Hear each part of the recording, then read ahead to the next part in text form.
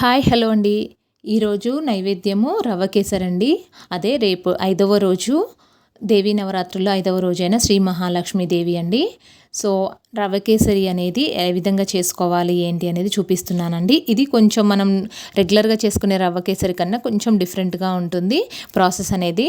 So చాలా టేస్టీగా ఉంటుంది. ఇలా కూడా ఒకసారి ట్రై చేయండి. ఒక బౌల్ తీసుకొని దాంట్లోకి కొలతలాగా నేను ఈ గ్లాస్తో ఒక గ్లాసు రవ్వ అనేది తీసుకున్నాను, బొంబాయి రవ్వ, అదే మనం ఉప్మా చేసుకునే రవ్వ. సో దాంట్లో ఒక గ్లాస్ వరకు పాలు అనేది వేసేసి ఆ రవ్వనంతా బాగా మిక్స్ చేసుకొని మూత పెట్టేసి పక్కకు పెట్టేసుకోవాలి. ఒక హాఫ్ అన్ అవర్ 15 మినిట్స్ అలా పక్కకు పెట్టుకున్నా సరిపోతుంది. ఇంత లోపల స్టవ్ పైన ఇంకొక కడాయి పెట్టుకొని స్టవ్ ఆన్ చేసుకొని దాంట్లోకి కొద్దిగా నెయ్యి వేసేసి డ్రై ఫ్రూట్స్ అనేది బాగా వేయించుకోవాలి. మీకు నచ్చిన డ్రై ఫ్రూట్స్ అన్నీ వేసుకోవచ్చండి. నేను ఇక్కడ జీడిపప్పు కిస్మిసే వేస్తున్నాను. మీరు ఇంకా కావాలంటే దీంట్లోకి బాదం కానీ పుచ్చగింజలు, గుమ్మడి గింజలు అటువంటివి ఏమైనా వేసుకున్నా కూడా టేస్ట్ చాలా బాగుంటుంది.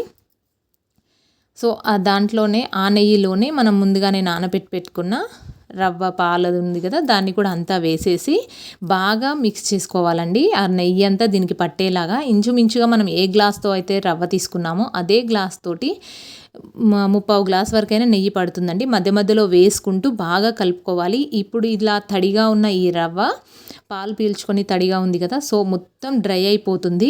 మనం వేసిన ఆ గ్లాస్ రవ్వ కూడా ఎంత కనిపిస్తుందో లాస్ట్ వరకు అలానే చూడండి. సో మధ్య మధ్యలో నెయ్యి అనేది యాడ్ చేసుకుంటూ కలుపుకోవాలి. రవ్వని మొత్తం బాగా వేయించుకోవాలండి.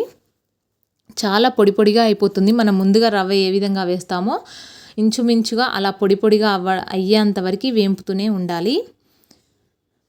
ఇలా వేంపుకుంటేనే టేస్ట్ అనేది చాలా బాగుంటుంది. ఇంత లోపల ఇది వేగే అంత లోపల ఇంకొక బౌల్ తీసుకొని దాంట్లోకి మనం ఏ కప్పుతో అయితే రవ్వ తీసుకున్నామో అదే కప్పుతో అదే గ్లాస్ తోటి 4 గ్లాసుల వాటర్ అనేది వేసేసుకొని, అలాగే దీంట్లోకి స్వీట్ కోసం నేను ఇక్కడ చక్కెర వాడుతున్నాను. చక్కెరని గ్లాస్ బావు వేసుకుంటే సరిపోతుంది. గ్లాసు బావు చక్కెర అయితే పర్ఫెక్ట్గా సరిపోతుందండి. ఎక్కువ తీయగా లేకుండా, తీపి ఇంకా తక్కువగా తినాలనుకునే వాళ్ళైతే ఒక గ్లాస్ సరిపోతుంది.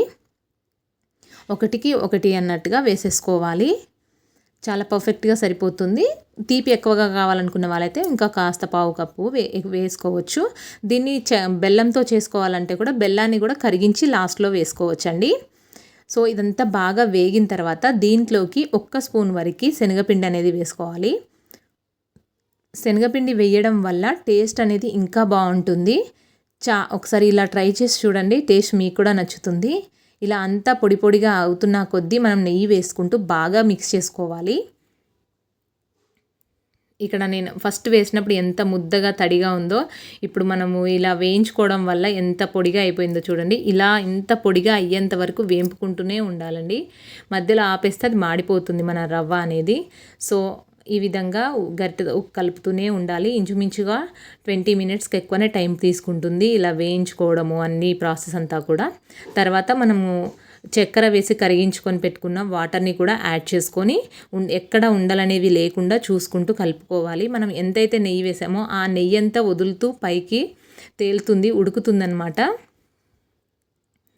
సో ఈ విధంగా బాగా అంతా మిక్స్ చేసుకున్న తర్వాత ఇంకొంచెం టేస్ట్ కోసం యాలకుల పొడి కూడా వేసేసుకొని అంతా బాగా ఒకసారి కలిపేసుకొని మూత పెట్టేసి ఆ రవ్వ అంతా దగ్గర పడేంత వరకు ఉడికించుకోవాలండి. అది ఉడుకుతూ ఉంటుంది. మూత పెట్టేసి ఉడికించుకుంటే సరిపోతుంది.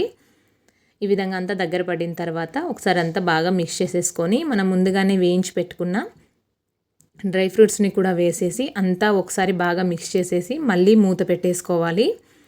ఇంకొంచెం దగ్గర పడితే బాగుంటుంది. ఇప్పుడు కొంచెం లూజ్గా ఉంది కాబట్టి ఇంకాస్త దగ్గరగా పడిందంటే మనకి ఇంకొంచెం మరీ గట్టిగా కాకుండా కాస్త ఇంకొంచెం దగ్గర పడిందంటే స్టవ్ ఆఫ్ చేసుకోవచ్చు. చల్లారిన కొద్దీ కొంచెం గట్టి పడుతుంది. మనకి ఈ వేయింపడము ఈ ఉడకడం అంతా ప్రాసెస్ ఇంచుమించుగా హాఫ్ అన్ అవర్ వరకైనా వస్తుందండి, టైం తీసుకుంటుంది ఈ ప్రసాదానికి. మీరు ఇలా రవ్వ కేసరి కాకుండా మహాలక్ష్మీదేవికి శనగపిండితో ఏదైనా ప్రిపేర్ చేసి పెట్టుకోవచ్చు. లేదు అంటే క్షీరాన్నమైనా ప్రిపేర్ చేసుకోవచ్చు అండి. అంతే, చాలా సింపుల్గా రవ్వ కేసరి అనేది రెడీ అయిపోయింది. ఈ విధంగా కూడా ఒకసారి ట్రై చేసి ఎలా వచ్చింది ఏంటి అనేది కమెంట్ బాక్స్లో కమెంట్ చేయండి. Thank you for watching.